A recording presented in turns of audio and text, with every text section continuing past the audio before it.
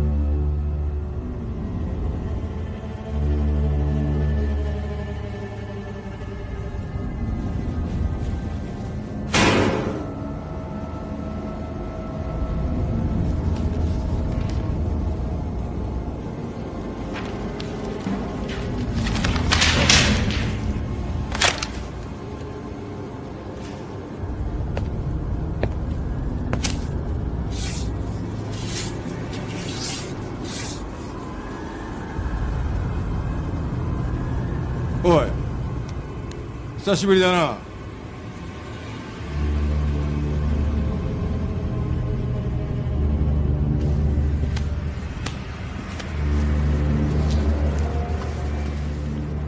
急いでるみたいだな。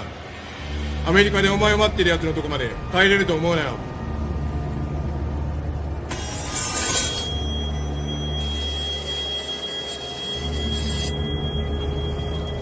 もう終わりにするか。死ねよお前。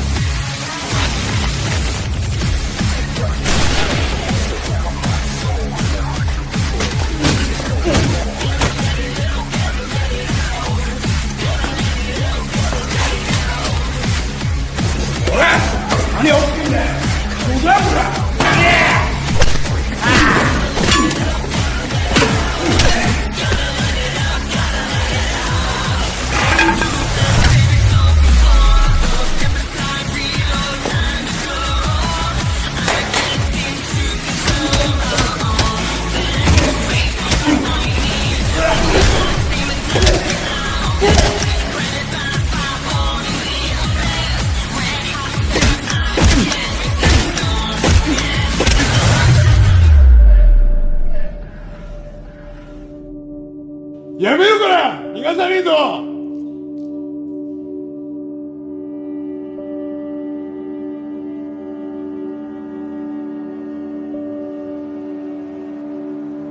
もう終わりだよ。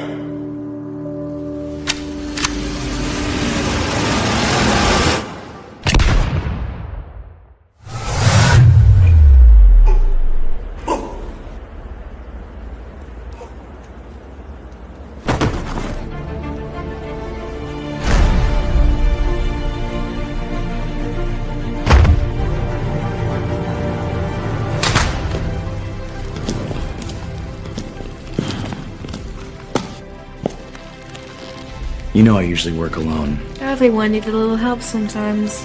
Well, I guess we're even now. You didn't even tell me you were leaving. You know, America is never going to change.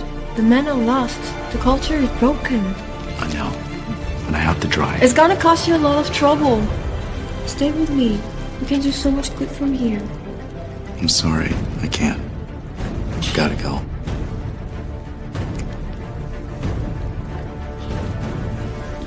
Fine. Then I'll come with you. Let's go. It's time to fight.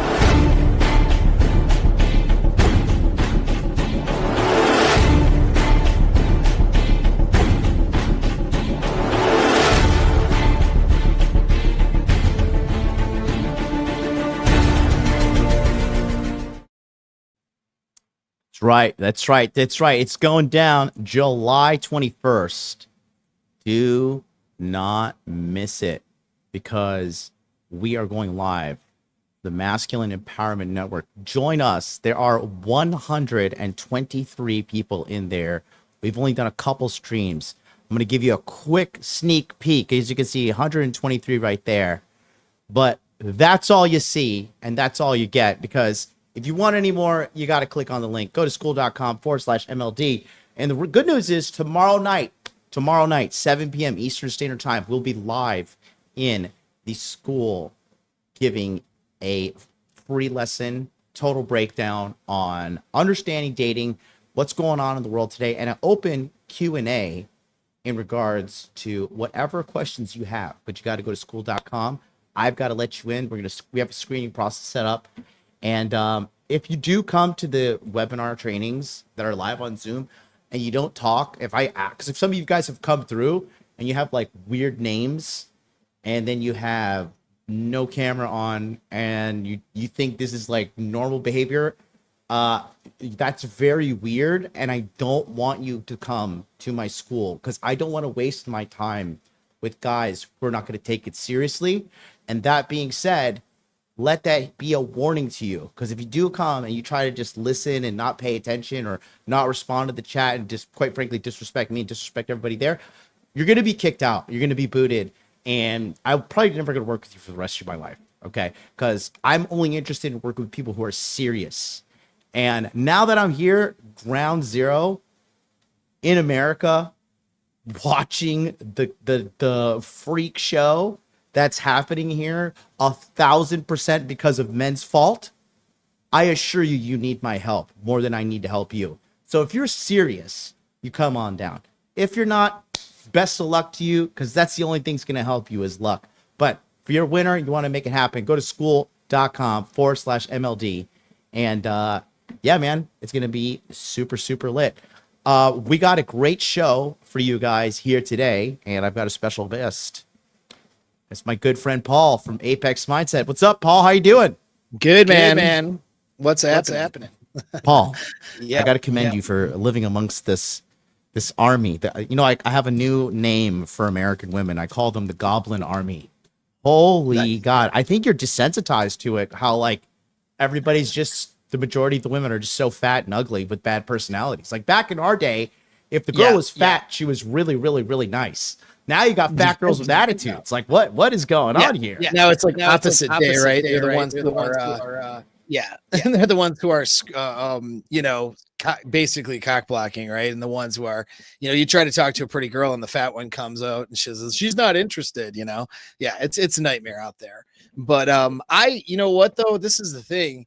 When you have game and frame in your life, though, like I don't care.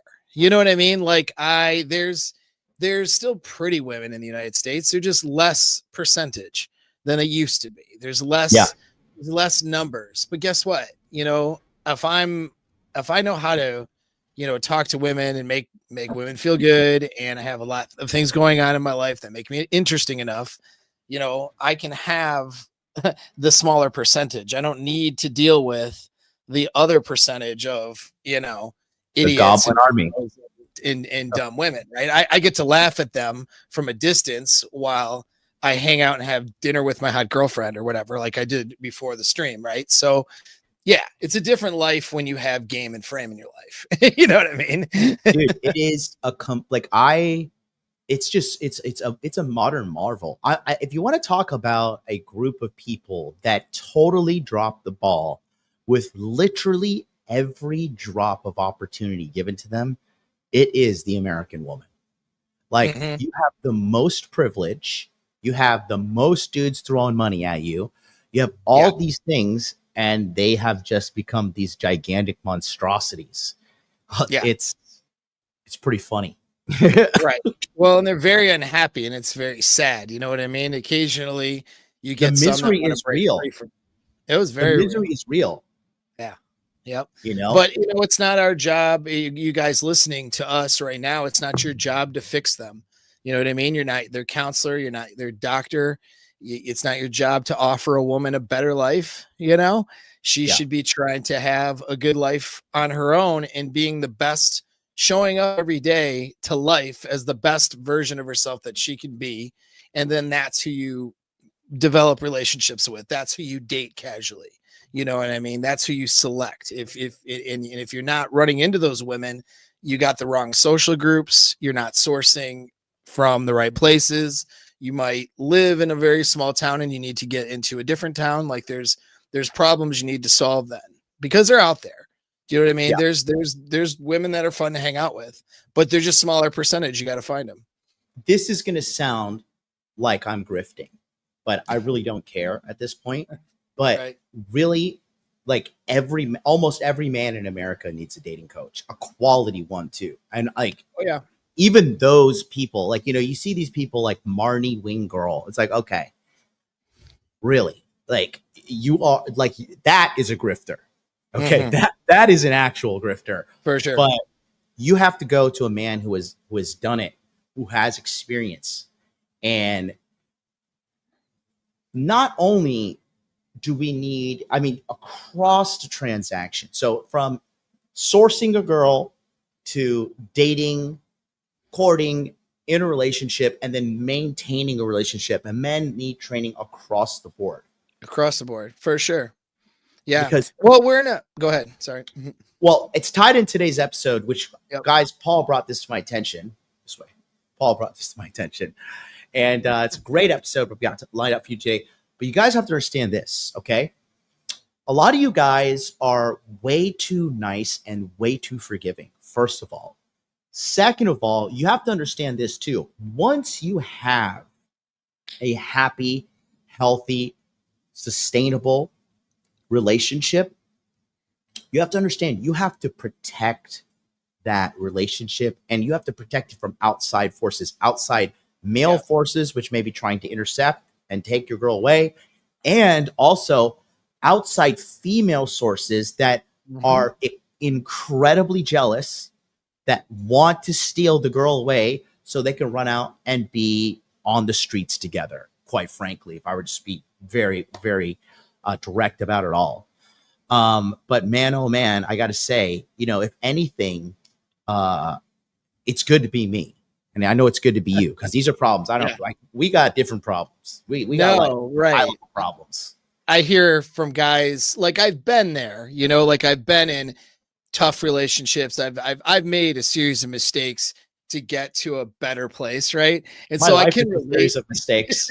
Yeah. So, I can relate definitely to the dudes who are struggling right now, but like the struggles are magnified even today because, we have a global sexual marketplace, and that's not been the case in most of human history. That started with social media and the advent of social media in the 2005-ish, when Facebook started becoming popular, moved from, and dating apps started happening. And now when you look at how hypergamy works, it's no longer a girl being happy in her small town with her family and a couple of kids because everybody else in her social circle is in the same small town and happy with their couple of kids. They jump on social media, they go on TikTok, they see all these different lives out there. And all those lives, of course, that is being presented are being presented as, it's a lot of capping. It's a lot of inflated views of how people are really living their lives. And these women feel bad about themselves, and they feel bad about the men they're dating and their relationships. And they continually want to have something outside of it. Even a girl who's not a Miami girl, even just a small town middle American girl, she's still on TikTok. She's still wasting her life away on TikTok. So how do you combat that? Well, the only way you combat it is through having frame and building desire. And those two things are skill sets. If you don't have those skill sets, it doesn't work anymore, because she's going to just devalue you and see you as not good enough. Even if you have millions of dollars and a, massive physique and, whatever, all the things, you can have all the things going for you, but the presentation online is going to be that something better else is out there, and what you have at home isn't worth appreciating. And you have to build a deeper set of values, and you have to build a different perception of the world. So in persuasion stuff, like knowing what persuades people, like doing military operations, right? Collecting intelligence, developing assets, spy work, all that kind of stuff, right? You learn that human beings are motivated through punishment and reward, right? Basic behavioral. But they're also motivated by values, the sense of values that they have that make up their identity. And they're also motivated by the way in which they see the world, which is influenced by their social environment and how they grew up. With frame and game, you are influencing their values and perceptions of the world. When my girl sees a girl's trip and a bunch of dumb 304s going out to look for some vacation sex, my girl understands what that means. Whereas other people's girl are like, what's the big deal? She just going out with her friends and you guys are so insecure and she just wants to have some girl time. You know what I mean? That's what other girls see because of the way that they've been conditioned. But because of my frame, the girl that I'm with sees things differently. And you have to be able to make that and create that in your relationship. That's a skill set. And you're not going to just manifest that or watch a YouTube video and magically have it. You have to get trained on how to do it. Well, I know, but I kind of want to push back against that a little bit, because if that were the case when these girls were unhappy, because actually statistically speaking, do you know where the divorce rate is actually the lowest? What's that now? Do you know where the divorce rate is the lowest? Where? where the guys make $500,000 or more per year. Yeah, that makes sense. You just hear these blown out of proportion stories, but Right. the numbers don't lie. We Mhm. are less than 5 years away from 50% of the female population in the United States of America being single. Yeah, sure. 100%. So You know? their strategy, you know, Yep. It's not working. But like, okay, so I know I know some, and you may know some as well, like people who grew up who had generational wealth and grew up in women who grew up in different social circles. Mm. They have a different set of values and perceptions of the world. mm, They're less like a lot of those women, they have high, dad made $500,000 a year, you know what I mean, back in the 90s. They had everything they needed growing up. It's not the spoiled bratty daughter scenario for all these girls. Some of these girls grew up and they just have a completely different set of values. They don't understand what you mean. You're just going to go have sex with random guys like after the club. Like what do you mean? Like they don't understand that because they grew up where if they did some ratchet stuff, they had a whole list of people that would be disappointed. Dad would be disappointed. Mom would be disappointed. Their brothers would look at, or their sister and brothers would look at them crazy. They had other friends that would look at them, maybe church group people that would look at them like, what do you mean you're just hooking up with some random drug dealer? You know what I mean? Like they would all look down on them. They had that social pressure when they were in their late teens and early 20s, when their brain is too stupid to make good decisions and they look to social environment. They had a good upbringing and they came from wealth. And so this is what happens. And that's why that number is what it is. It's not just the money, although money does help reduce relationship stress. It's their upbringing. If you make $500,000 a year, you're probably in social circles of other women who have been around people who make that kind of money. And then that's who you end up pairing off with, right? And I want to ask you a question. Yeah. I have an inkling of a feeling. Okay, so obviously I'm 39. You're 35. You look great, but we're about the same generation. Do you feel like the days of like when we were younger, when you could like womanize a lot in America, has kind of come down? It's like now the flex is like having a girlfriend, and I've noticed too, the guys that get the most are the ones that have a girlfriend now or a wife and then cheat on the side. Is that am I because I've only been in America now less than 2 months. Well, I mean, it's all over. I think that I agree that, because masculinity was more respected back like in the 90s, right? In early 2000s when we were younger. And so part of masculinity is being able to get women, right? Like that's a masculine thing. James Bond would bang random girls every mission. Like it was that thing. And that was a respect. It was, we could say, understood as being part of masculinity. Masculinity wasn't vilified like it is now. We've spent the last 25 years, both vilifying masculinity as well as saying genders aren't real. So like we got all kinds of things going on now in a cultural narrative that have stripped down what it means to be a man, being attracted to women, being able to seduce women, being able to have, multiple girlfriends. It's not that you need to have that. In fact, a Christian guy would say, maybe I pick one wife, but he still wants the ability though. If he wanted to, he have choice of women, and then he picks the one girl he wants to have babies with or whatever and goes to church with, right? So like the values may be different in how they approach the dating market, but it was well respected that a good looking dude who had things going for him could get girls. And that was a good thing. Nowadays, guys are so scarce and so simping that they're afraid to even act like that. And that's considered creepy or weird. You know what I mean? That's interesting because that's like the complete opposite direction of I was not going. I was, but it's very valid. Yeah. But I was just saying the number one thing that ruins the dating market in America is fat women. Yeah. Because that's part of the equation. You shrink the percentage of available. Yeah, 100%. nobody nobody wants a bang to like wife up a fat girl. Right. Like, you'll get banged out by a bunch of black dudes, but like that's about it. Like, like you're not really Right. nobody's lined up to put a ring on a cow's finger. It's gonna be Yeah. expensive ring too. It's gonna take more gold, more circumference, you know. But Right. like It's more expensive. I'm a big fan of Ozempic because the way I look at it is like this: it's either going to make them skinny or kill them. Either way, it's a W. Like, I mean, fat women have got to go. They have Yeah. just got to go.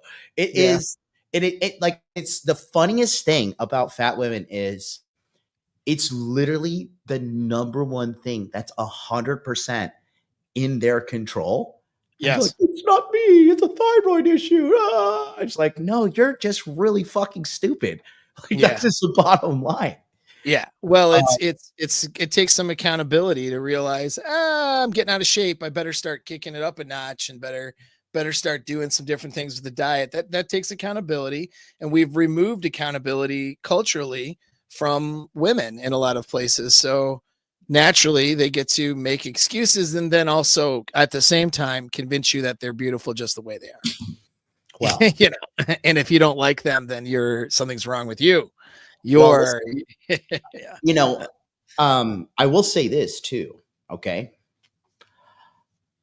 In the next 5 years, we're going to see two big gigantic shifts because now, you never really see a really fat person after the age of like 47, 48. That's really when the body starts to give out. Dr. B, if you want to give me some science on that, I know you're a doctor in the chat, but around then, that's when they start to do. And I'm seeing all these fat influencers dying, and I love it. I'm just like, well, I mean, thank you for showing humanity like you're dumb and this is bad.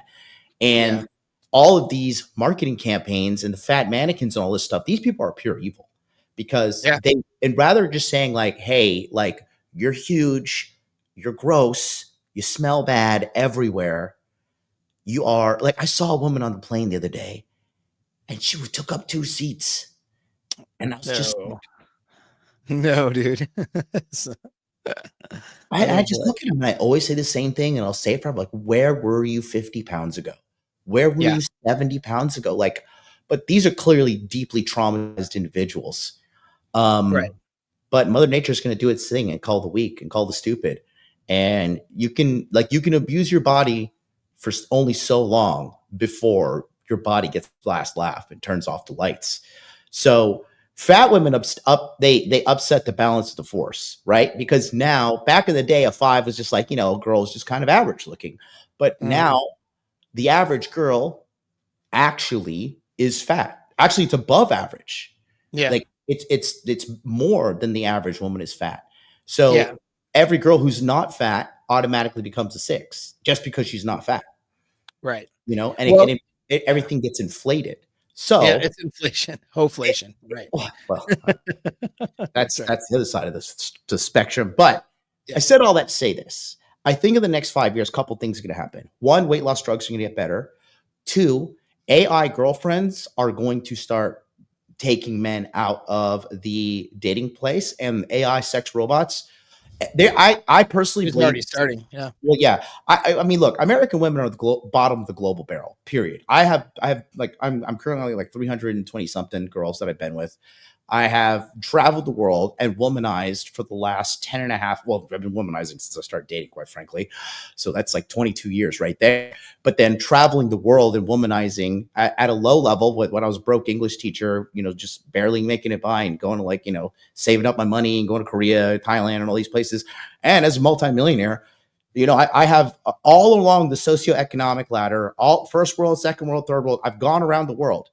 And American women are the bottom of the global barrel. And I don't see them turning it around. And the reason is because there's just too much money in keeping them fat and insufferable. And to add more cherry on top of this beautiful pie, guys are like, in 5 years, they're going to be sex robots. That like a beautiful, attractive sex robot that you can like upload like ChatGPT and use people. You can treat ChatGPT and Grok and stuff like a girlfriend now, and there are guys already using that and doing that. And you're going to be able to upload that into a robot that's going to have like a hydraulic turbo vagina that fucking like, just makes you have the hardest orgasm ever. And the ones that are going to be left behind and cooked are women. So it's really going to be shape up or, ship out. And we're going to see balance. So the thing is, it's a game of attrition. And in the meantime, because right now as a man too, we live in the gigantic sea of male vaginas right now. It is the largest group of pussies. You're in the military, it's getting hard to recruit people. They're fat, they're soft, they're crybabies. You raise your voice at them, they fucking cry. They're little divas. So if you're a guy that focuses on the core four, money, muscles, game, frame, you actually every day make an advancement step and you're willing to do volume, the world is your oyster. The world truly is your oyster. Oh yeah. Well, that's the thing is people wonder, like, I mean, people get caught up in like the global stuff and the society and all this. Like, we talk about it because we're educating people and running a live stream, right? So this is why we talk about it. But like, when a guy is complaining about, women in America are this, and we're not complaining about, we're just talking about the truth of the matter. But when they're complaining about stuff, and they're really most of the time using it as an excuse to not do well, right? When you have skills in certain areas, you sidestep all this bullshit. Like, my lifestyle is I don't even intersect with all that bullshit. I got my relationship, I got family, I got a nice lake house, I do cool shit, you know what I mean? And it's just, I'm in my own environment, own little world that I create around myself, and it's a bubble of happiness. Can I ask a question that's around me? Can I ask a question about that? Yeah. Do you think this outward manifestation of creating the world that you live in, do you think this started with having internal frame? Oh, 100%. It has to start there. You have to see the world in a way that allows you to win. And so to me, inner game is having a mindset that allows you to win and get what you want rather than lose. That's what having good inner game is. It's not just being mentally healthy, it's getting what you want and winning in life. And it starts with what's going on in your brain.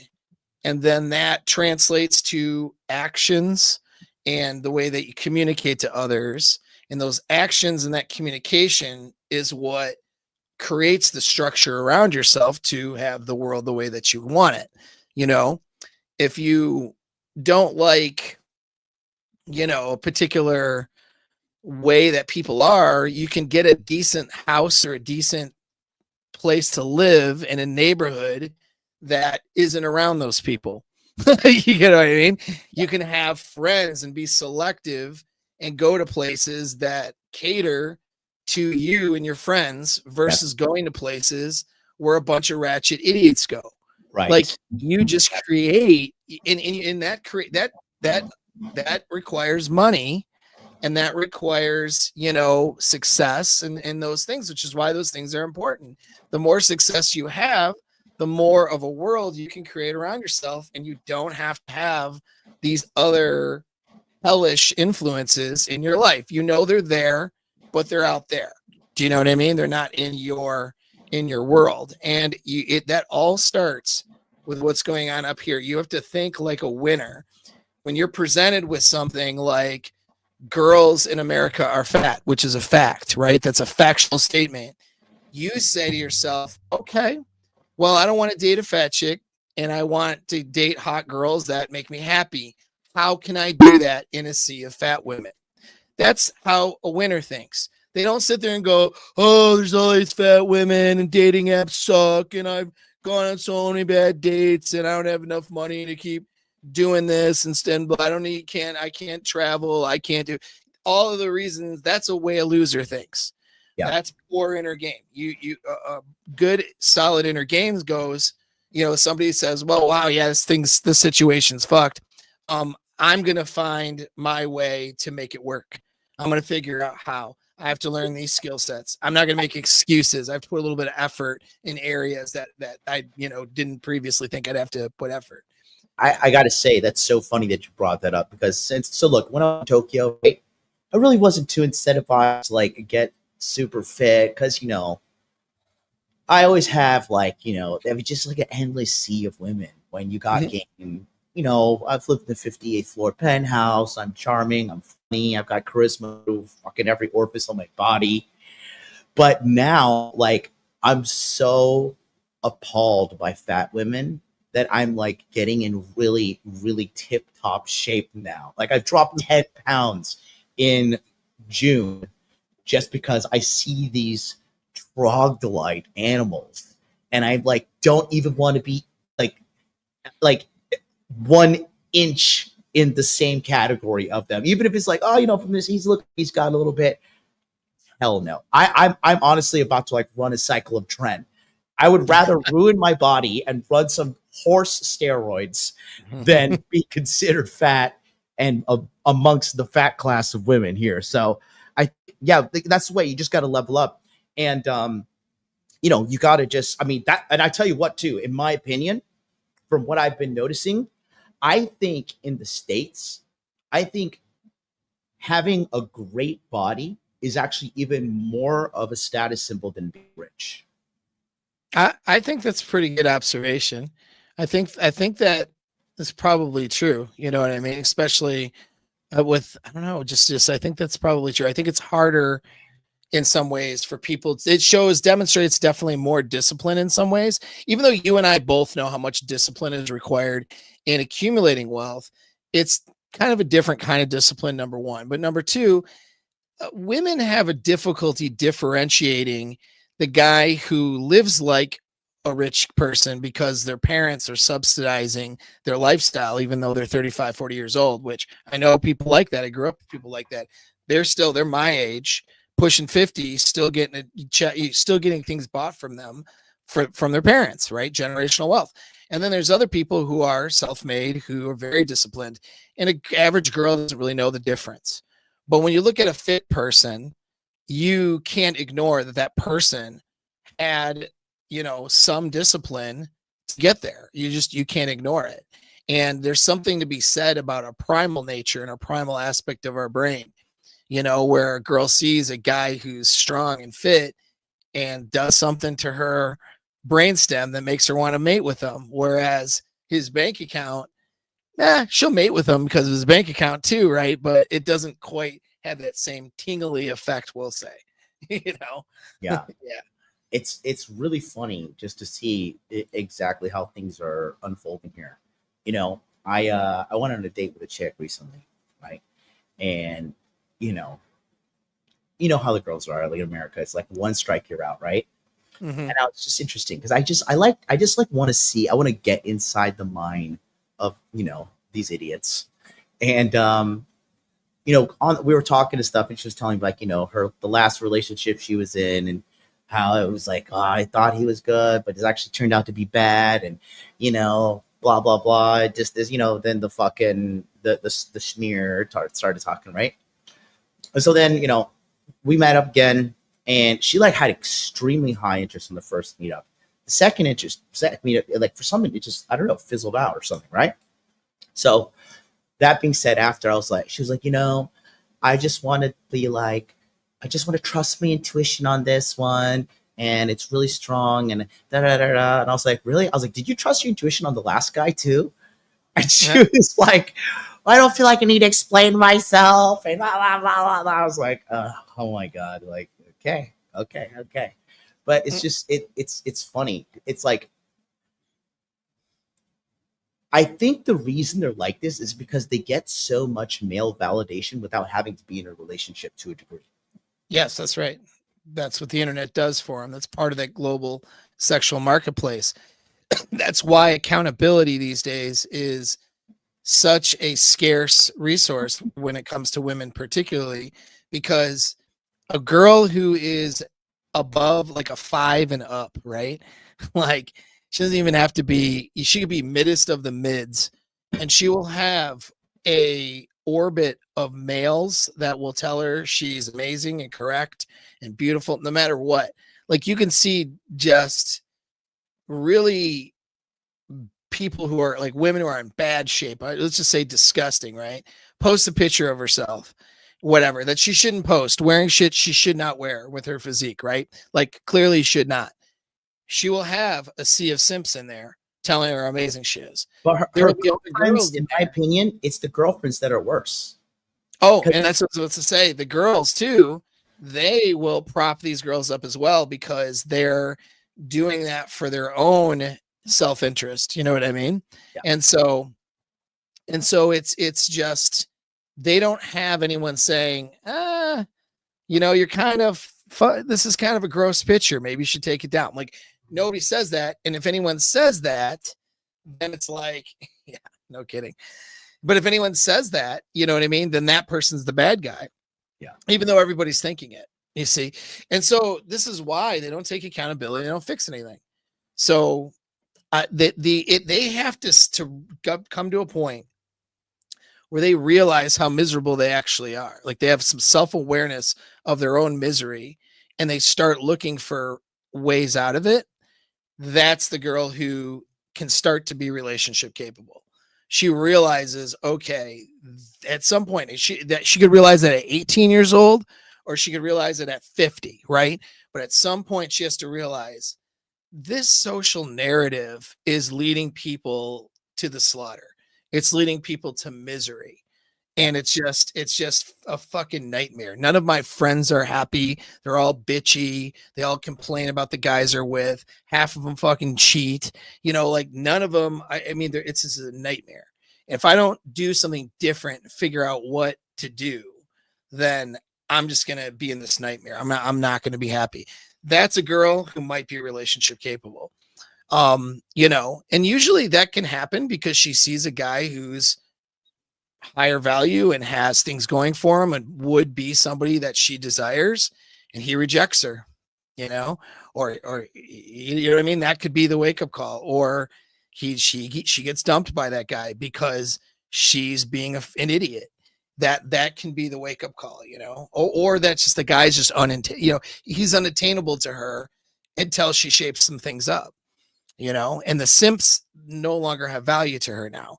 It's like, all these guys that simp for me, I know that they're full of shit. I want this guy who's got a really interesting life, and I want to be a part of that, but I have to now do things different with myself in order to get there.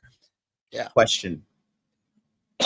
It's a theory that I'm putting together here, but I want to get your perspective because, if I'm wrong, I want to know if I'm wrong. And I want you to think I'm wrong, okay? But really push back if you think so. But I have noticed, in my opinion, there are some women snapping out of shit.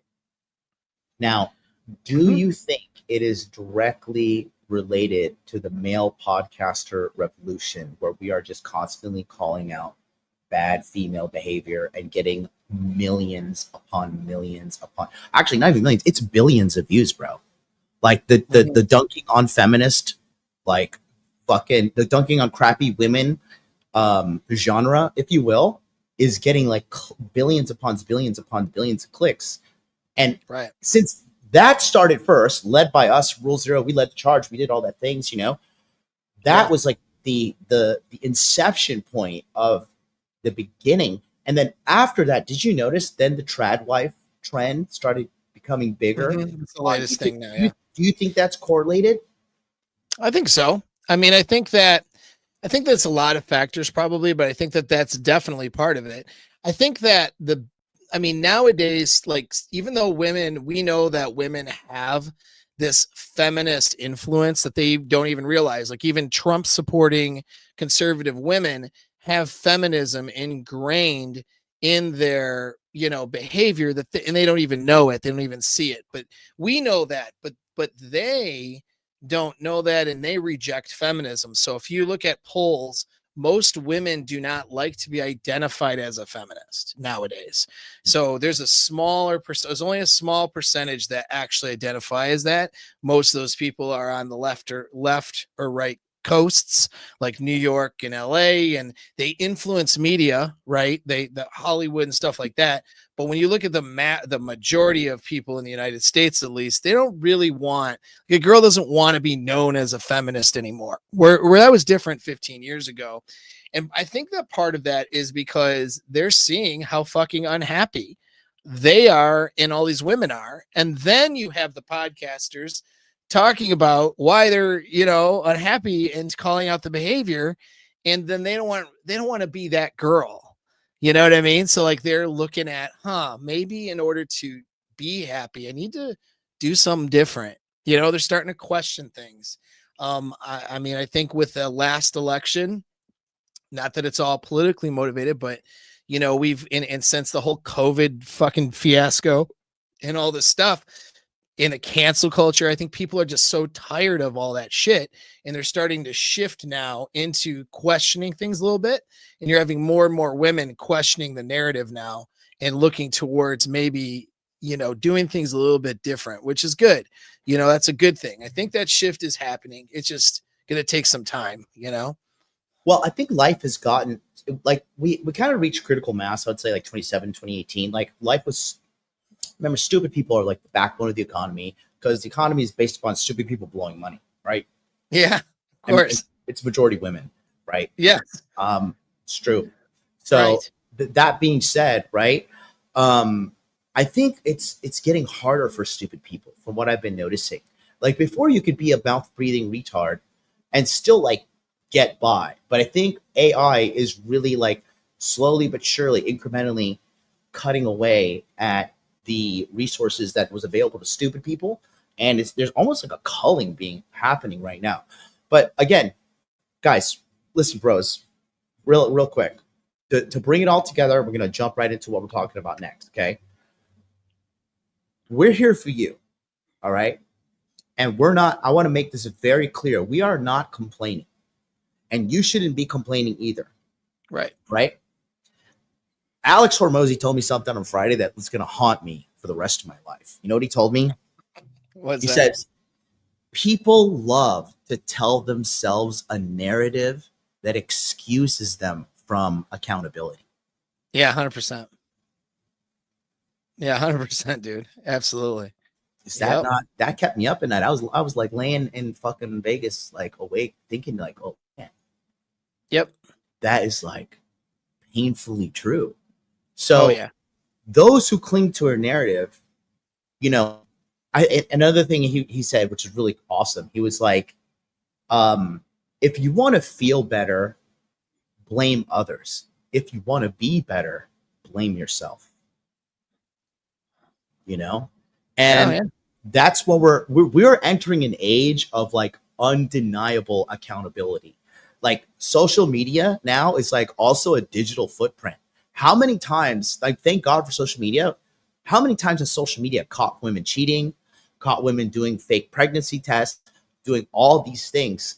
Like social media, the surveillance, and all that stuff that's happening to us is actually becoming like an accountability method. And despite all that, all the numbers, all the crying, and all this stuff, the quality of life still goes up every year.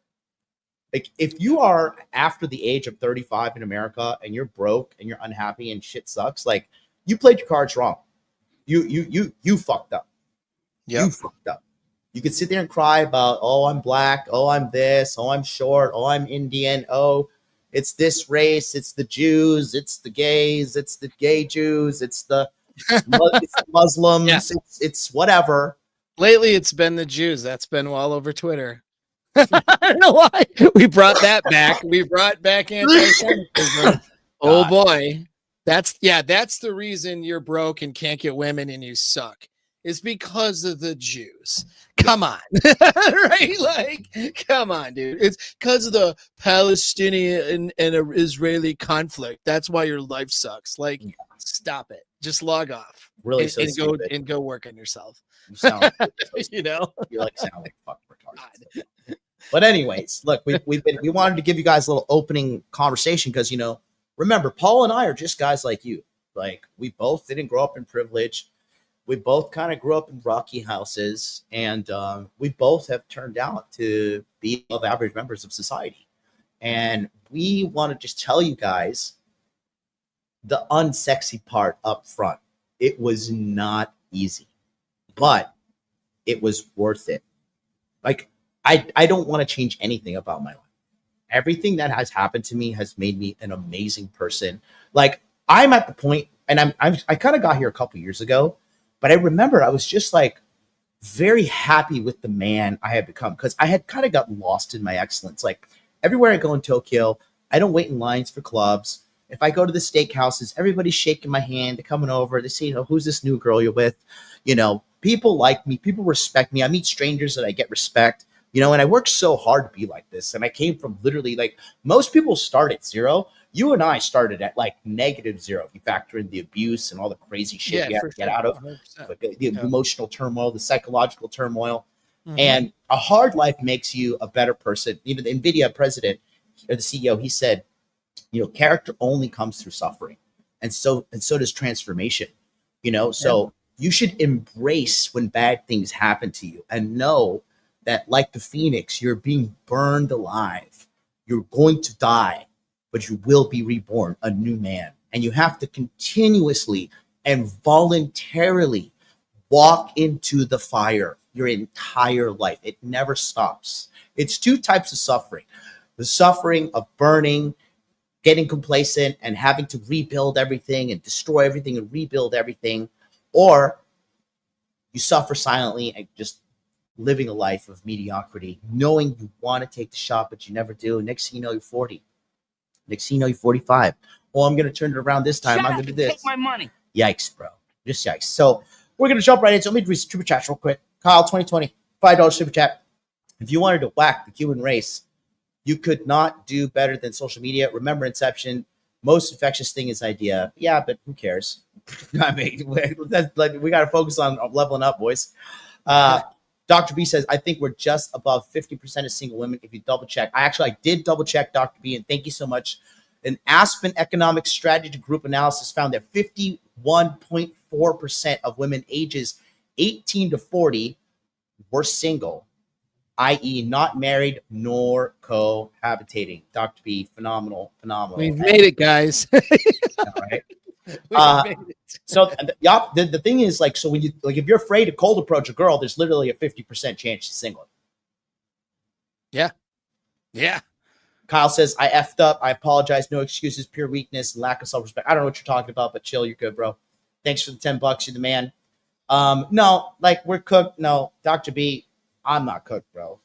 Dr. B, you I don't know if you're cooked. A lot of people are, but that's what we're coming back to, is that we don't have to be. We're not. Yeah. We don't have to be cooked at all. And in fact, the best time, just like the best, you know more about investing than I do, John. The best time to invest is when the market's booming and at the top, or when it's in the shithole. Same with the dating market. The best time to get out there and date and have a great time is when people are suffering. Because now, and when guys are not good at this, and guys don't have their masculinity, and women are struggling to figure out how to behave and show up in the world, you show up a masculine, dominant version of yourself with things going for you. You clean fucking house. It is shooting fish in a barrel, dude. It really is. And it's super easy. It's easier than if women were better behaved and guys had their crap together. You would actually, most of you guys listening to this would have a harder time. You're not getting out there because you think it's bad out there, but you don't realize it's actually easier. And it's easier, even though there's a smaller percentage of not fat girls, they're easier to talk to and easier to get in your web of seduction. And I have guys in my community and in my mastermind group that have these mental barriers from talking to girls. As soon as they get over that shit, it's like they're cleaning a house and getting laid and having good times instead of crappy bad times, and like all the good things are happening. And they're like, holy shit, why didn't I do this earlier? Yeah, you know. And if you play your cards right, now I don't advise this. This is high level game, and I'm just going to throw it out there for the guys that are interested. But if you actually have your stuff together and you structure yourself in the right way financially, trust and everything, you could openly date multiple women. Of course. Being a quality guy is really that scarce, because everybody thinks like, oh, it's just looks, money, status, blah blah blah blah. But everybody's dumb. You listen to the crowd, you're fucking moron. Okay, what women want above all is emotional security in a man. They want to feel safe. When you hear a woman says, "I feel safe with you," it's like that Dave Chappelle, "Gotcha, bitch," you know, like, "Gotcha, bitch," you know. So, that being said, we're gonna jump right into today's video because we got a good one, and it's the title is hilarious. It's TikTok wife just destroyed her husband's reputation by Matt Walsh. I know the guys at Daily Wire get a lot of slack, but honestly, they're doing a good work. They are. I've been critical, so I want to say this on the stream. I've been critical because we don't always agree, but they're, you know what I mean? So where I disagree a lot of times with the Daily Wire guys is they don't treat dating and relationships as a skill. They treat it like as a morality. And the problem with that is you can't just moralize everything and then expect to have the communication skills, seduction skills, and the things that you need to convey the right message to the woman that you're with. You can't just moralizing it isn't going to get you those skills. Do you know what I mean? Like talking about how this is the best way to fight isn't the same as training how to fight. You know what I mean? And so that's where we have a disconnect, is that, okay, there's skill sets here. This isn't just a moral issue. But that being said, though, on the moral side of things and on some of their ideas of what it takes to develop good relationships, we're in complete agreement. You know what I mean? Yeah. And so there's a lot of more agreement with those guys and disagreement. So the times have been critical have been all in like good faith. I'm not just shitting on them, right? I'm just like, hey, this is an idea that needs to be fixed. But they also have great ideas too, and videos and great observations. This is one of them. That's why I brought it to your attention. Matt Walsh, in my opinion, is dead on here. You know, and he has good things to say. So anyway, and you know, and I say this with absolute humility, right? Nobody is right all the time, except for me and Paul. So make sure you hit that subscribe button. And thank you, Glenn from Lawrence, for the $9.99 super chat. It's salute to the greatest, greatest leaders of men out there coaching and leading men in the right direction. Glenn is so funny. He did he asked ChatGPT who's better at coaching men. He did a side-by-side comparison of me and Rolo. I don't know why. It was great for my ego. I won, obviously, but you're the man there, Glenn. So let's jump right into it and take a look at this and really kind of just break it down, because here's the thing too, guys. A lot of you guys just think getting sex is the end all be all, but it's not. It's two-part. First of all, when you learn to get a bunch of sex, it becomes boring because you're going to start desiring intimacy. Right. You're going to start desiring an emotional connection with your woman. Right. If you're not a sociopath. And it's a completely normal thing.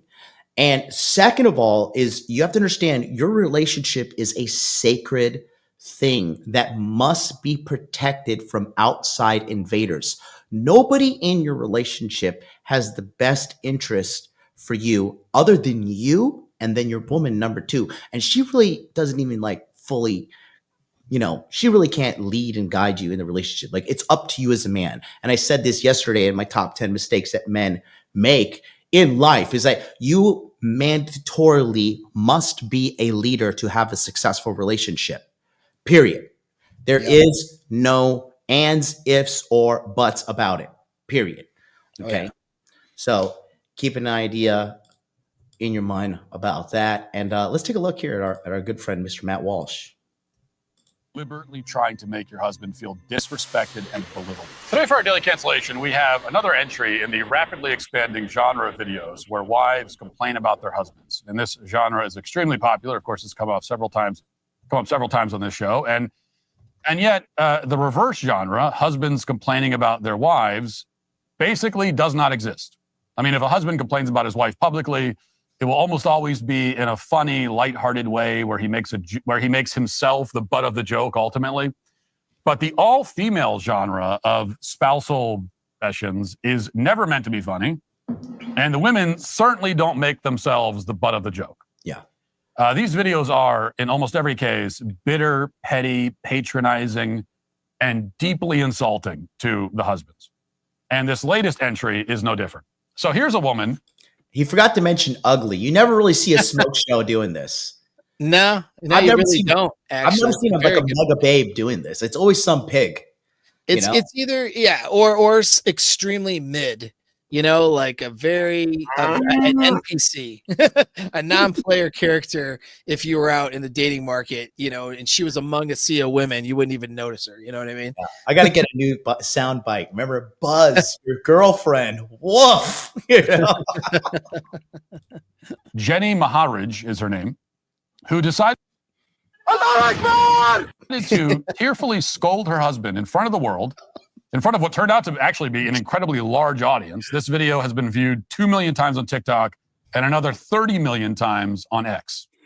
And as always, the comments are mostly full of women cheering her on and dogpiling her husband. There's wide agreement in the feminist peanut gallery that Jenny's husband is a bad person, a bad husband, a bad man, and she has no recourse but to divorce him. And this is exactly the kind of feedback that Jenny was. So stupid. Like, they're just so dumb. Did you, by the way, guys, again, more good news, okay?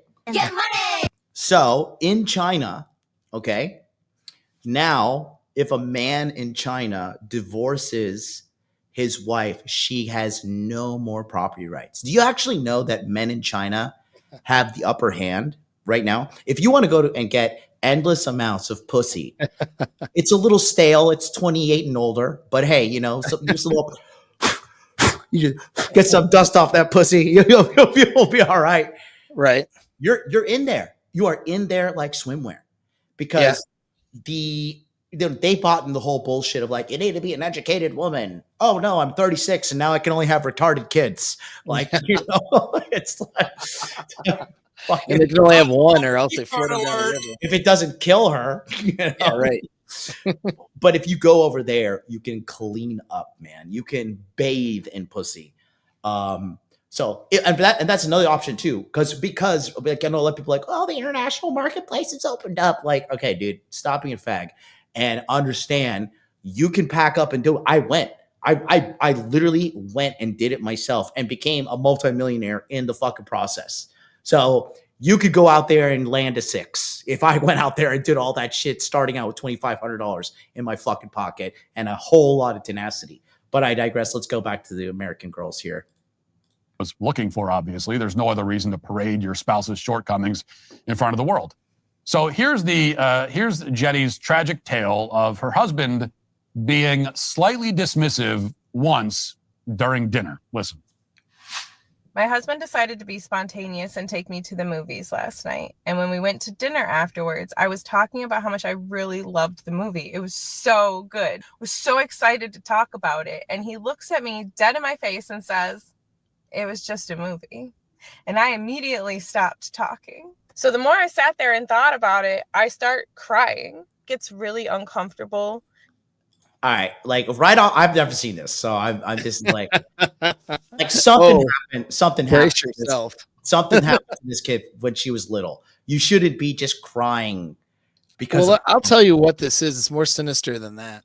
And so what Matt Walsh might not realize, he doesn't mention this, but her behavior is a good example of, or a good illustration rather, of how the devaluing process works with cluster B personality disordered women. She's using her platform to demonstrate how without knowing it, because she probably is borderline personality disorder, so she is not aware of this, but she is demonstrating exactly how someone like a BPD woman or a narcissistic woman would devalues their relationship, their husband.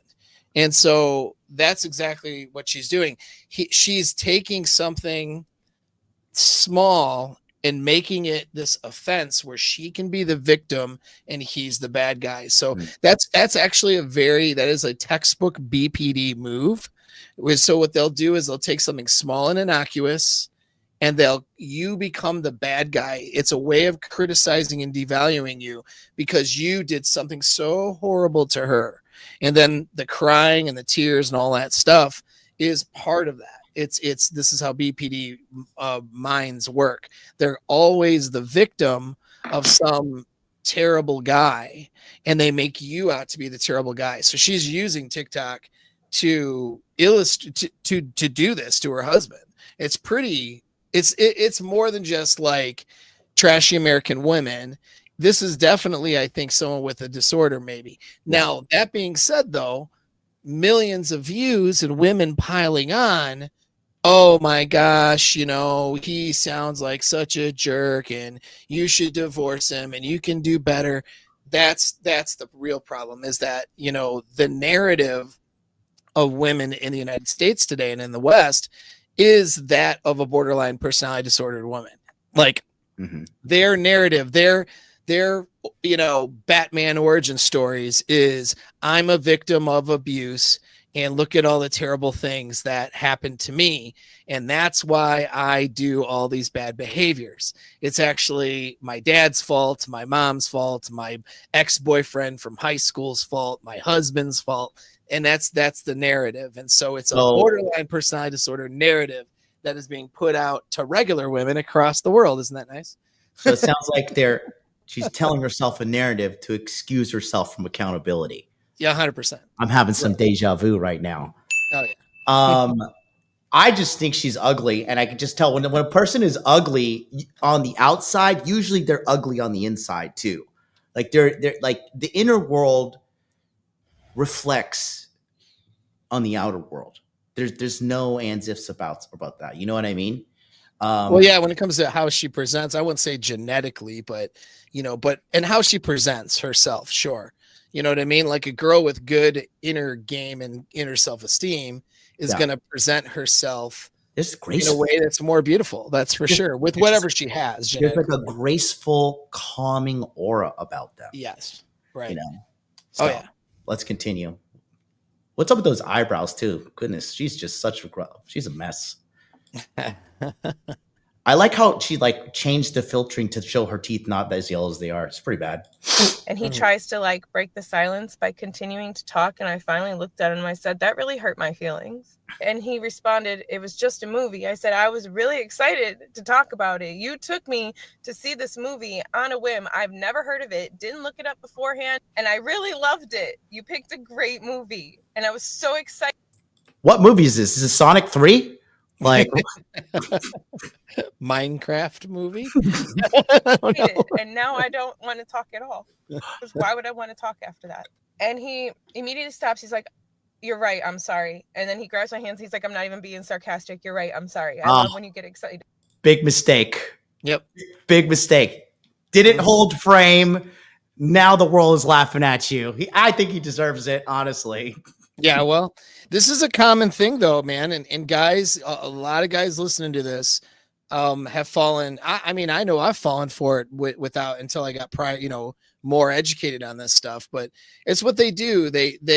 We have a natural tendency as guys, as long as we're not, psychopaths, right? We have a natural tendency to want to caretake for someone that we have an emotional attachment to and a sexual attachment.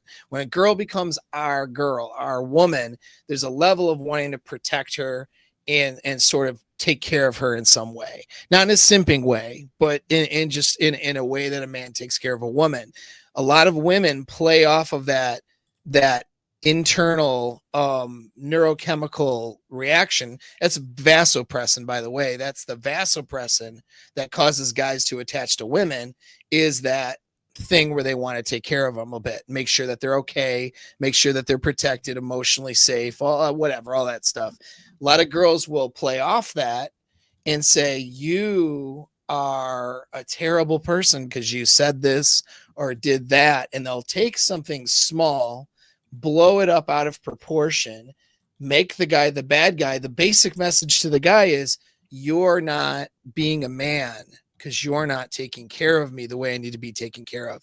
And the guy feels a sense of pain from that because it's violating that vasopressin attachment he has.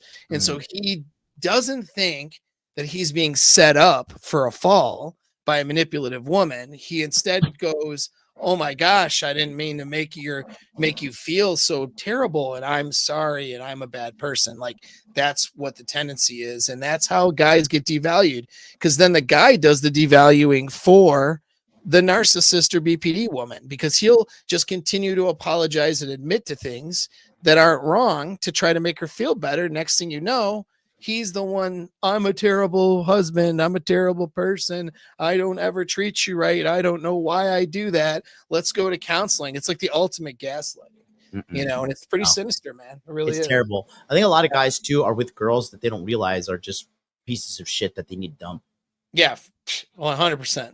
Yeah, you know, it's just annoying sometimes. I recognize that he is trying and he is learning how to communicate with me. It's not an overnight process, but it is very painful. He's still new to his healing journey, so I just have to keep remembering that. Of all the red flags that have ever He's new to his healing journey, so I'm going to publicly shame him in front of millions of people to accelerate his healing. Yeah, exactly. His healing journey. Well, actually, I think Matt Walsh has something to say about that. King Drayson House, he says, what did he actually say to her? She was getting really emotional about the movie, and he said, it's just a movie. And then she started crying because, I don't know, somebody slapped her in the face too many times when she was 9. I'm projecting, obviously.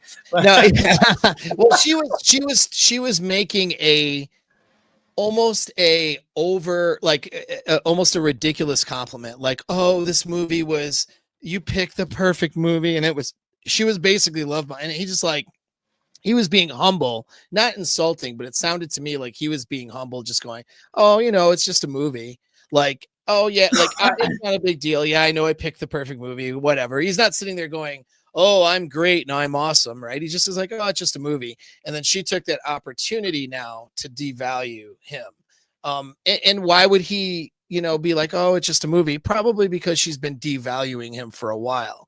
So if he were to sit there and go, yeah, babe, thanks, you know, I'm glad I put some research, put some heart and soul into picking it out for you, I'm glad you liked it, she would find a problem with that statement. You know what I mean? Oh, he's so fucking arrogant, I can't tell him anything. You know, it's like clearly anything this guy does, she's gonna find a way to be offended and victimized by it. I've seen this a million times. I know Dre has too. He's got game and sees what's out there. He knows what's going on. Yeah, you got the fancy way of saying it. I just say it in pretty much 3 words.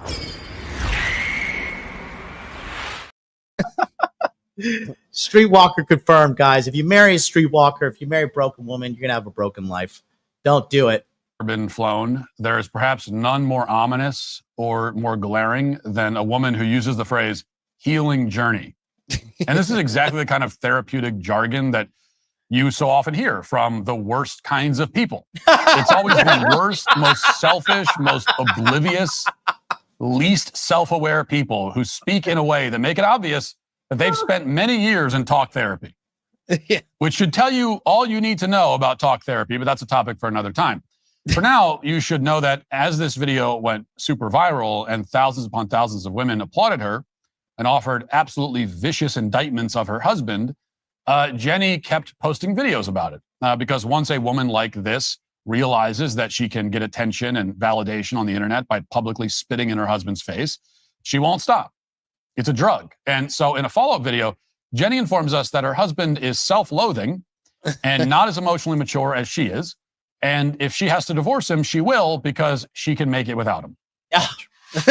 You are correct. There is hatred here, but it's not for me. It's for himself. He hates my joy and excitement because he has nothing to feel joyful or excited about. And that's exactly what I said to him after he said it was sometimes annoying. The comments were not surprising. I actually almost didn't read them because I knew exactly how they were going to go. I started my healing journey in August of 2022. In the first year of my healing journey, I crashed out at least 2 to 3 times a month. And he was there to take the beating every single time. When you start healing. And this is how you repay him. Yeah, right. Got it. healing and reconnecting with your higher self, your brain thinks it's in danger and it starts to project and deflect to whoever is closest to you. In my case, it was usually my husband. And now in his case, it is me. If I didn't feel like he was trying, I would not be here. I am secure in myself enough to know that I can make it on my own if I have to. I know I said it's a topic for another time, but this, I cannot stress enough what a disaster therapy and the whole therapeutic industry. And I don't know if this woman has been to therapy. I assume she probably has. If she hasn't physically been, then I guarantee she's read all kinds of self-help books and watched videos and that sort of thing. It's all part of the same scam. Yeah. And it's just been a disaster. The therapeutic industry. Yeah. Therapy for the most part is dog shit. Sure. Yeah. You know, it's has its value in certain areas, but Matt Walsh is based here in this video. I mean, there's some people criticizing the Daily Wire, and that's okay. I have criticisms too of certain things, but sometimes, man, like Matt Walsh can be pretty based, dude. I think he's got it right on the money this time around. A lot of talk therapy is not the answer for somebody. That's the problem. It's another way for them to sort of paraphrase Hormozy and what he told you. It's another way for people to rationalize their own bullshit. For therapy is for a lot of people. Instead of fixing things and taking accountability, it's another way to rationalize not taking accountability. That's what a lot of therapy becomes for people. And unfortunately, the therapeutic professional, the psychologist or counselor or social worker, they're not trained to see that out and call people out on their bullshit. Yeah. They'll sit there and just let them talk. It's just financially incentivizing them to just take a morsel and come back, But they even they even interviewed a bunch of psychiatrists in the streets, and they're like, have you ever cured anybody? And they all just like started laughing, going, no, I don't fucking cure anybody. Like, and then it's just like, it's so wild, bro. You know, another thing is this. It's funny because you see her and she's already back on her TikTok. Yeah. And I think she's just mad because she's ugly. I mean, I personally think it's really that simple, right? Because if you're an ugly woman, what value do you really have? Like, you know, like your main goal in life is to be pretty so a guy can take care of you. If you're ugly, it's like, well, what do you do? Mow my lawn? You got to look too, just I want to point this out, just so guys can see it, because a lot of guys can't see it. But you got to look at the manipulation. Like, she's saying, I went on a healing journey several years ago and I gave him a hard time. So I understand, but now I'm more advanced. I'm better and smarter than my husband because of this healing journey that I gave him shit during. And so now I'm waiting for him to catch up. And, you know, if he doesn't catch up, I can just go be single. Like, she's talking about her husband as if she is better than he is. That's the underlying message that she's trying to get across without just coming on and saying that, which would be off-putting. So she says it in such a manipulative way that people accept it. But what she's trying to say is, I'm better than him, which is abysmal. That's a reason for divorce. In my opinion, and bottom line is this: she's not healed. That's the funniest part. She's not healed. That healing journey was like, I don't know. Yeah, what the hell is that? Yeah, where did you go? Like, yeah, what journey is this? Where, like, you know, journeys at the mall? I don't know. Yeah, a journey to the pharmacy to get your SSRIs. What, you know? Yeah. A journey to Xanax, like King Jason now, he says something pretty wise. He says, stuff like this boils my blood. This single-handedly ruins families, ruining the countries more than fat women. Fat women really are ruining everything. But yeah, a passive man cultivates a demon of woman. Yeah, well, again, you married a dirtbag, you know, because why did that guy marry a dirtbag? Scarcity mindset. There's no game and no frame. Because if I were to meet, like, I didn't even see her open her mouth. Like, oh, I could see she's traumatized. Like, this is like, you know, that's like that. in a perfect world, MLD land, like old Yeller, gonna take her out back, like, listen, look, this is for the better of humanity. Okay, just look at the flowers. But like, this is what I'm talking about. I talked about it yesterday in my episode, top 10 things, dating mistakes guys are making. And this didn't start in the marriage. There were red flags in the relationship that this guy overlooked. So for you drama queen men out there, like, you see, it's hopeless. We're all gonna die. All right, calm down. Get take your Midol, settle down. Okay. Go down to Home Depot, get a shovel, get all that sand out of your vagina. When you're done, sit down. Everything's going to be okay. If you are aware, if you are looking for these things and you actually have a skill set and you've worked with a qualified male dating coach like myself, like Paul, this is not your problem. This is comedy to me. This is why I can make so little of it. Like, the guys in the chat are taking this so serious. Like, don't you understand the humanity? It's like, look at you, ugly. Like, who cares? Like, ugly girl. Like, I have to, like, if I'm only going to be really taking a woman's word at somewhat of a heavy value if she's pretty or competent. If she's neither of those things, I'm just like, what are you doing here? Why are you here? You're not allowed to have access to this. Yeah. Denied. Yeah, right. Well, and these guys, I mean, they all go ahead. I don't know if you're gonna play. We're gonna do it. Let's do it. Go ahead, play it. I'll talk about it. Disaster for the human race and for women in particular. Because let me tell you something. The appropriate response, if you know someone personally who has this complaint about, I wanted to talk about a movie, he didn't want to talk about it. It's like, okay, get over it. Yeah, he was a little rude, a little dismissive. So tell him that and move on with your dinner. You should be over it by the time the appetizers get there. Okay, it's not a crisis. We don't have to sit around dissecting it. We really don't. It's not about, let's look at the deeper significance of this. No, it's just a moment. He's annoyed by something. Maybe he's annoyed because they didn't have the food he wanted on the entree. Whatever. Like, it doesn't matter. Oh, I could imagine how like Rolo or Rich would reply to this. Like, this is the gynocentric central order. Don't you understand? Spinning in his beanie. Like, you guys, like, the thing is, I just want to stop because, you guys I take things pretty lightly for the most part when it comes to talking about this stuff, right?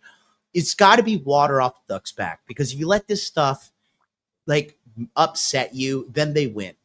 They win. Like, when I see some girl like miserable and like just having a bad time, I think it's hilarious. I'm just like, what bad decisions have you made to get here? Right. Sure. I want to let you guys, because I've seen some people in the chat, like, kind of like getting a little doomer. And if you're watching on the replay too, like, guys, it's not you. Like, the rules do not pertain to you if you are a guy that has a good sense of game, a good sense of self-respect, which is game and frame. If you don't have those, you should be worried because you're up next. But other than that, you should be all right. Yeah. And for you guys that are out here like not talking to any women, like, this doesn't qualify you because you're not even in the game. You're on the fucking bleachers eating popcorn. So just eat some more popcorn. Shut the fuck up. Yeah. Get over it is the answer, lady. Get over yourself and get over it and move on. Stop being a child. You're being a child is what you're being. It's actually more than that. Crying because you didn't want to talk about a movie. What the hell is wrong with you?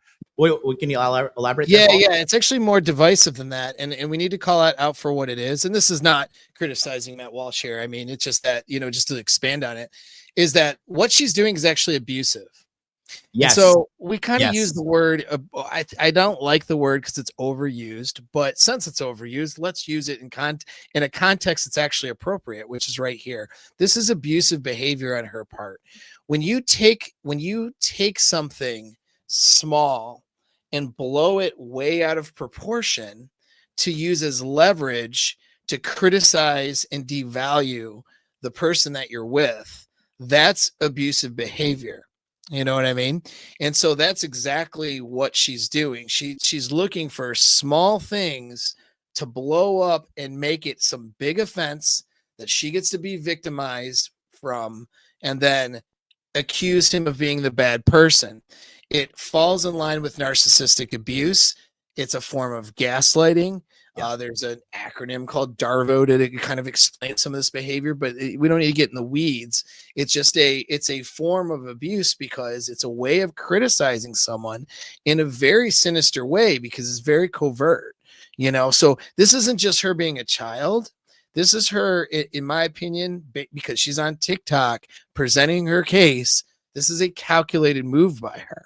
She is calculating this. She is looking for ways to bring him down, make him the enemy, make herself the victim for attention, make herself the good person, the elevated person who already went on her healing journey, and then her husband, the bad guy. And that is really a sinister thing to do, you know?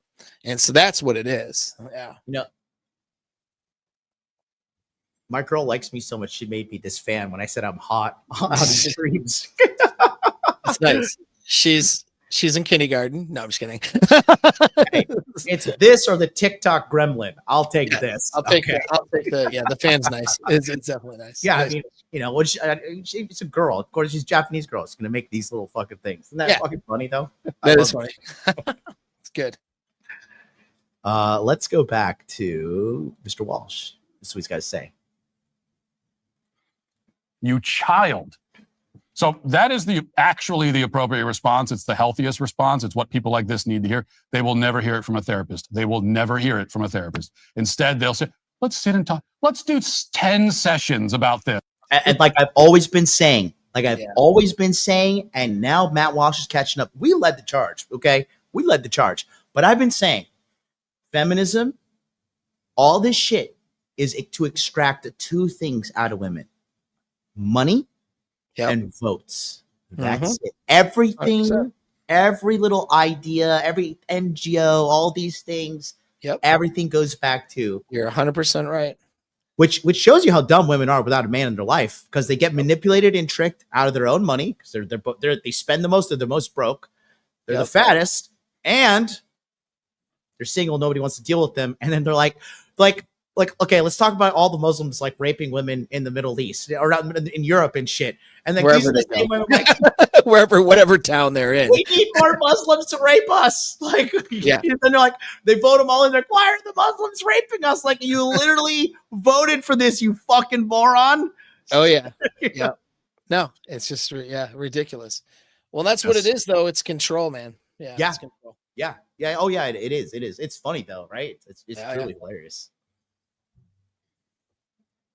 Anyway, another detail that you should know about this truly awful woman is that she has apparently 4 children. And 2 of them are teenagers or young adults, which means that her children are fully aware that her mother is disparaging their father on the internet. Oh my God. They can read, and certainly have read, all of the comments describing in detail why their father is an egotistical monster unworthy of love. And all of these comments are foreseeable. Indeed, Jenny says that she knew it would go that way. And yet she posted the video anyway. And this is why I must desperately urge the women of America. And I know you don't, I know not all women do this, but if you're one of these women, I am urging you to stop complaining about your husbands on social media or in any other public forum. Well, listen, that is falling on fat and deaf ears. Okay. Right. It is. And I would say, like I said, this woman on TikTok is showing all of the signs of somebody with a disorder. Not that I can diagnose from TikTok, but that's what it looks like. That said, though, that's the narrative. There's more and more women that think this is acceptable who don't have disorders. They're just being socially conditioned to think that it's okay to be disrespectful to men on the internet and to the guy that you're with. They think that that's fine. And it's sad. And they don't realize how shitty they look. Like this girl looks like trash, dude. Yes. You know, like, and she has no idea. She thinks that she looks good because she has her own narcissistic delusions. She thinks she's looking good and looking like the righteous person here, and that the husband's the bad guy. No, you look like a piece of shit when you're doing this. I was going to say, I thought you were saying she looks like think she looks good physically. I'm like, no, she's No, really no, no, ugly. no. Fuck Yeah, no. yeah, No, yeah, we're not yeah, gonna- yeah. No, yeah, but like, man, it's like it's phenomenal to watch, right? Because here's the cardinal rule she's breaking, and you men also should not do this, because your relationship, you don't talk to anybody about your relationship. If you're gonna talk to somebody about your relationship, it should be like a wise older man who is also in a happy, healthy relationship where he wears the pants, he is the head of the household, and he can With give that, join my community at school. Hey, join my community, school.com. I got you, boys. I'll get your girl making you nice little gay fucking things like this. You know, they'll be singing your praises, boys. Yeah. No, man, it's fucking, dude. Yeah. Like, It's true though. It's true. Yeah. You need to keep, there's something, it's interesting because, and the Daily Wire people would like this if they heard it, but they don't care. So they're not. But this idea came from church, believe it or not, but it's a good one. It really is a good idea of how to run your relationship. And it's the idea of the appearance of impropriety. So you don't want to give the appearance to others that you're doing things that are wrong in your relationship, or that your girl or wife is doing shitty wrong things. Because for example, let's take women for example. If some girl is married and she's going out and flirting and acting like a single person and acting like she would entertain other men or whatever, even if she says to herself, well, I would never actually do it, I'm just playing around, and I'm not trying to disrespect my husband, we joke around, like whatever excuse she makes, when she has that appearance of impropriety, she's sending a message to the world that she would cheat on her husband, that she doesn't respect her husband. And so now what happens is the world treats her like somebody who would cheat. Guys treat her like somebody who would fuck around. And here's what we know from the Stanford prison experiment. We are heavily influenced by how other people treat us. That starts with us, though. For example, if I walk around and act and talk about myself like I'm a failure, people are going to start treating me like I'm a failure. And then what am I going to believe in my own head? That I'm a failure. If women go out and do single woman, empowered women, slutty, dumb behavior and disrespectful behavior to their relationship partners at home, they go out in the world and do that, people will treat them like they should cheat and like they should dump them, like this, that, and the other. What is that going to do to her brain? It's going to make her think that. And so a lot of people have full-blown fallen into, like women have fallen into cheating behaviors because of this exact influence. They go out and act a certain way because they think it's cool and that's what they should do. But then people treat them like they're cheaters. Next thing they know, they're processing that they're somebody who would cheat, and they start entertaining those ideas more heavily, and next thing you know, that's where it ends up. And so there's a lot of cases. You got your serial cheaters who've been cheating since birth, right? But you have most women are not that. Most women are just like, they get into these relationships and they go down this pathway, and next thing you know, they find themselves there, right? And so, yeah, that's an interesting thing. And when this girl is acting disrespectful, as a lot of American women seem to think it's okay to do publicly, she's sending a message out there that she's open for business. The right guy comes along, she can cheat or divorce or leave him or whatever. Like, she's sending all these messages. People are going to treat her that way, and then it's going to affect how she acts in the relationship. So there's big consequences here, Yeah, absolutely. Let's go back to this freak show. Oh, yeah. Oops, where are we at? There we go. It is not just inappropriate. It is not just a case of oversharing, though it is both of those things. More than that, it is actually despicable. You are a despicable person if you take the flaws and faults of some. Hey, listen, respect that he's actually. Yeah. Listen, the only way that these bitches are going to get in line, because good women, I'm not calling good women. Yeah, of course. Bitches. Of course. But the only way these bitches are going to get into line is when men start standing up and be like, hey, bitch, what in the actual fuck are you doing? Yeah. Because women only respond to shame. Period. Sure. Period. That's right. Well, they are very affected by whether or not they're a good chimpanzee, as I call it. Yes. Whereas we have to be useful chimps. Us men, we're affected by, are we useful? Can I change a tire and kick some ass and make some money, right? That's what we're going to be affected by. Women want to be good chimps. Are they acting like a good woman that is desirable, or are they acting like a piece of shit? And if more guys would just be like, hey, lady, or hey, girlfriend, wife, that you're kind of acting like a piece of shit right now. And you need to fucking stop, because everybody's looking at you sideways. If they fucking hear that more often, yeah, they might start to think twice. You know what I mean? Yeah. Because they're cowards. They don't stand up for themselves. they don't hold their ground even if when they're insufferable, you know? Yeah. Like they fold so quickly. Like when I was doing sales, like anytime I saw one, I was like, oh, look at this dumb. I'm about to get that money, bro. Because they're like they really, like, anytime, and I'll say this to you, like, for you guys out there who are always so worried about, like, you know, oh, if I stand up to this girl, she's gonna do X, Y, and Z. It's like, no.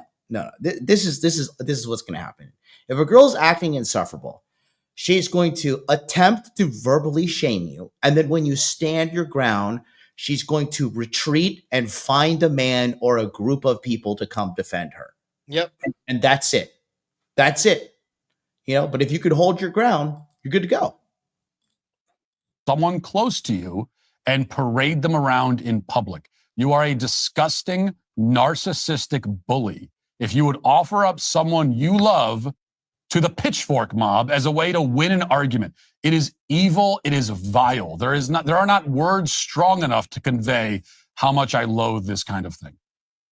I mean, think about it this way. It would be, and we would all agree with this actually, it would be utterly contemptible to treat a friend or acquaintance this way. You would be a heinous jerk if you publicly castigated a friend who you only text twice a year.